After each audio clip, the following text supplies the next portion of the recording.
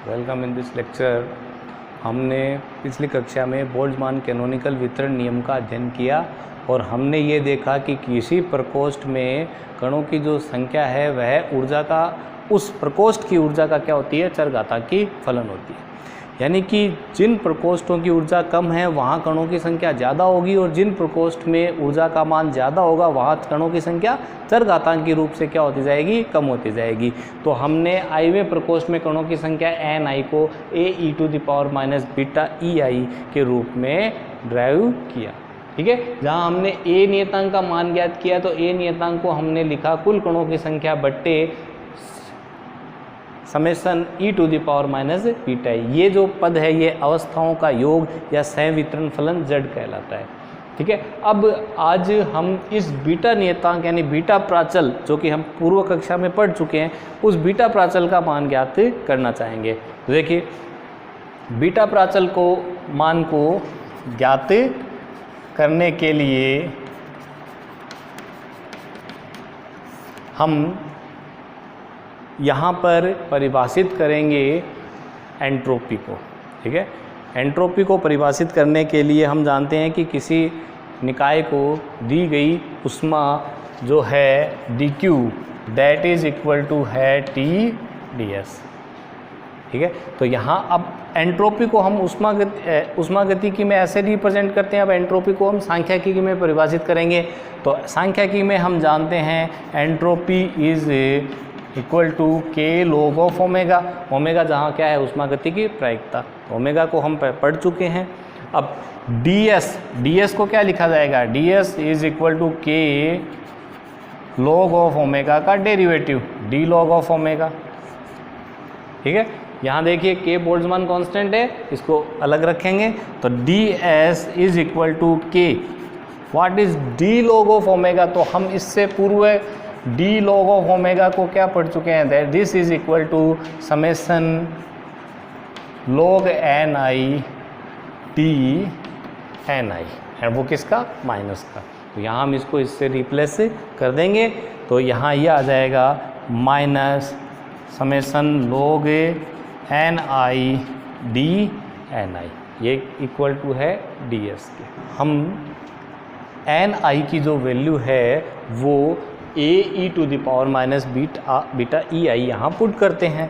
तो ds is equal to minus k summation log ni की value a into e⁻β ei, ये सब किस में है, log में लिखा हुआ है, और dni के साथ। ठीक है, अब देखिए log a plus b, log a plus b में लिखा जाएगा।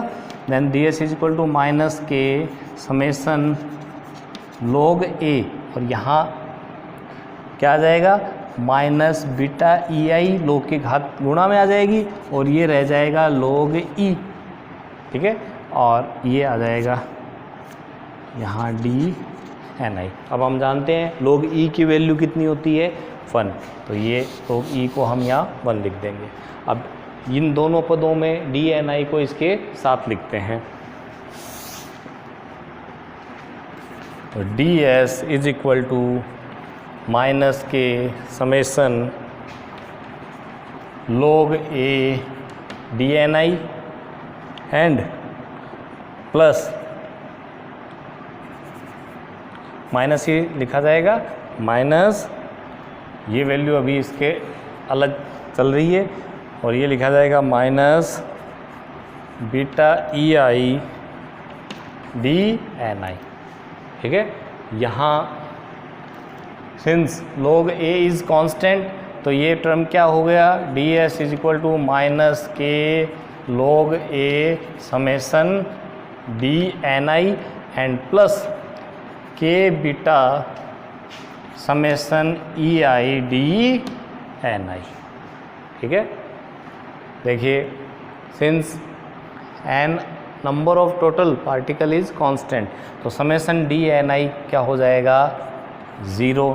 तो ये टर्म हो गई 0 एंड ds में भी रिटर्न एज k बीटा। अब देखिए समेसन ei dni।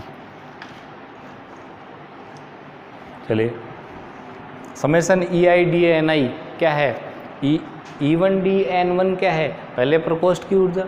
इसी प्रकार E2dN2 है, वो क्या हो जाएगी, दूसरे प्रकोष्ठ। तो समेसन जो है इन सब का वो रिप्रेजेंट करेगा ऊर्जा में कुल परिवर्तन। तो ऊर्जा में कुल परिवर्तन क्या है, dQ है। dQ ऊर्जा ही तो दी हमने निकाय को, तो यहाँ से ds में भी written as k beta dQ। तो यहाँ कंपेयर, देखिए कंपेयर करते हैं हम, यहाँ ds में भी written as dQ by t, और यहाँ ds क्या लिखा हुआ है, k beta into dQ।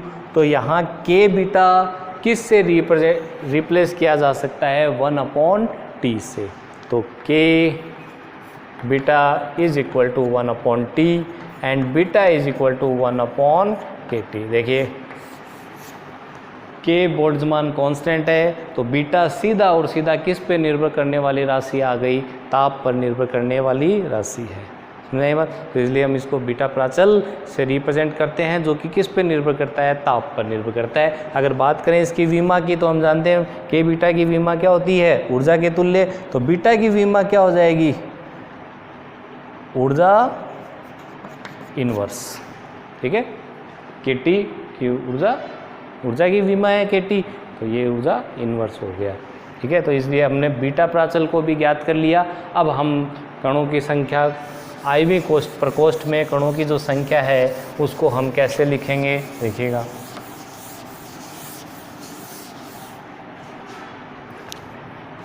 Ni is equal to A की वैल्यू, अगर आप A को A लिखना चाहो नियतांक को, तो एक बार A लिख दीजिए, और e to the power minus क्या लिखा जाएगा, ये EI/KT। ये देखिए बीटा प्राचल का मान ज्ञात करके हम IV कोष्ठिका में कणों की संख्या को इससे इस प्रकार लिख सकते हैं। नेक्स्ट, अब इसके बाद में हम देखेंगे किसी अवस्था की प्रायिकता, ठीक है। ऊष्मागतिक जो प्रायिकता है किसी अवस्था की PI, वो किससे लिखी जाती है। सीधी सी बात है कि किसी अवस्था की प्रायिकता होती है उस अवस्था में कणों की संख्या बटे कुल कणों की संख्या। तो किसी अवस्था में कणों की संख्या कितनी है, IV अवस्था में Ni बटे कुल कणों की संख्या कितनी है, N, ठीक है। तो PI में भी रिटर्न एज Ni की वैल्यू ये रखिए A/N e to the power minus EI/KT हम लिख सकते हैं, ठीक है। नहीं बात। अब देखिए आप कि कुल कणों की जो संख्या होती है वो कितनी होती है, कुल जो प्रायिकता होती है कि that is equal to summation PI, वो कितनी होगी, 1। अधिकतम प्रायिकता का मान कितना होगा, 1 का। तो यहाँ से ये हम लिखेंगे, तो ये आ गया A/N e to the power minus EI/KT का सम, और दैट इज इक्वल टू क्या है, 1, ठीक है। तो यहाँ से A में भी written as N/e to the power summation e to the power minus EI/KT। तो देखिए A का मान जो हमने पहले ज्ञात किया था वो हम यहाँ से भी ज्ञात कर सकते हैं। तो ये A की वैल्यू को हम यहाँ से रिप्रेजेंट कर सकते हैं। तो A/N जो है वो यहाँ से लिखा जा सकता है 1 समेसन में ये। तो अगर हम A/N को यहाँ पर लिख दें तो किसी अवस्था की ऊष्मागतिक प्रायिकता क्या लिखी जाएगी, e to the power minus EI/KT upon summation e to the power minus EI/KT, ठीक है। अब हम जानते हैं कि 2 अवस्थाओं की मान लीजिए हमें तुलना करनी है। तो ये आ गई किसी अवस्था की ऊष्मागतिक प्रायिकता। मान लीजिए हमें 2 अवस्थाओं की तुलना करनी है, ठीक है। एक अवस्था में ऊर्जा है जिस अवस्था में कणों की संख्या है N1 और उसमें अवस्था में ऊर्जा कितनी है, E1, और दूसरी अवस्था में प्रकोष्ठ में कणों की संख्या है N2 और उसकी ऊर्जा कितनी है, E2। तो आपको इनको कंपेयर करना है कि किसकी प्रोबेबिलिटी कितनी ज़्यादा है, किसकी प्रोबेबिलिटी कम है। तो देखिए यहाँ से P1 क्या होगा, P1 is equal to e to the power minus E1 upon k T upon अवस्थाओं का योग, जिसको मैं summation e to the power minus E I by k T, ये तो प्रत्येक अवस्था का योग है इसलिए ई आई रहेगा। नेक्स्ट P2 जो है वो क्या होगा, e to the power minus e two by k T upon summation e to the power minus E I by k T. ठीक है, अब आपसे कोई कहे कि इन प्रोबेबिलिटियों का कंपैरिजन कीजिए, तो कंपैरिजन कर लेते हैं। P1 अपॉन P2 हम ज्ञात कर लेते हैं। अगर P1 और P2 रेशियो जो है वो 1 से बढ़ाता है, इसका मतलब है कि पहले प्रकोष्ठ में कण ज़्यादा है, उनकी प्रोबेबिलिटी भी क्या है, ज़्यादा है। तो P1 बाई P2, P1 को P2 से डिवाइड करेंगे तो ये वैल्यू इस वैल्यू से हो गई कैंसिल, और ये रह गया e to the power minus E1 minus E2 by k T. ये देखिए ये फार्मूला आ गया इन दोनों की प्रकोष्ठों में कणों की संख्या या प्रोबेबिलिटी। देखिए प्रोबेबिलिटी है वो डायरेक्ट कणों की संख्या पे ही डिपेंड करती है। तो अगर मैं इसको ये कहूँ कि ये N1 बाई N2 का फार्मूला है तो भी ये सही होगा। नेक्स्ट है किसी चर का औसत मान। अगर मान लीजिए किसी प्रकोष्ठ में हमें कोई ऊष्मागतिक चर का मान ज्ञात करना है, ठीक है, तो हम उसके औसत मान को कैसे डिफाइन करते हैं। मान लीजिए वो गुण x है, तो x का जो एवरेज वैल्यू है दैट इज इक्वल टू क्या होगा, समेसन xi pi, उसकी प्रोबेबिलिटी और उसको xi का मल्टीपल है, जो उनका जो समेसन है वो xi की वैल्यूज़ को रिप्रेजेंट करेगा।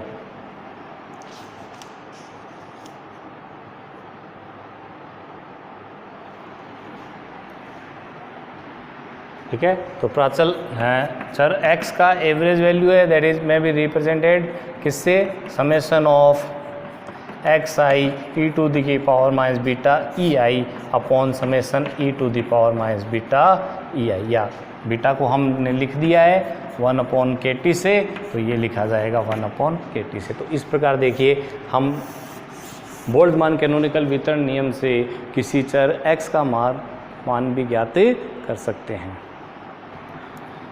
तो इस प्रकार बोल्ट्जमान वितरण जो फलन है या जो वितरण नियम है, वो नियम हमें किसी प्रकोष्ठ में कणों की संख्या, किसी प्रकोष्ठ में कणों के किसी चर के मापन को और किसी ऊर्जा अंतराल, दो ऊर्जा अंतरालों के कंपैरिजन को हम उससे कर सकते हैं। इस पे आधारित जो न्यूमेरिकल्स हैं, आंकिक क्वेश्चन है इन सूत्रों पे, वो आप देख लीजिएगा।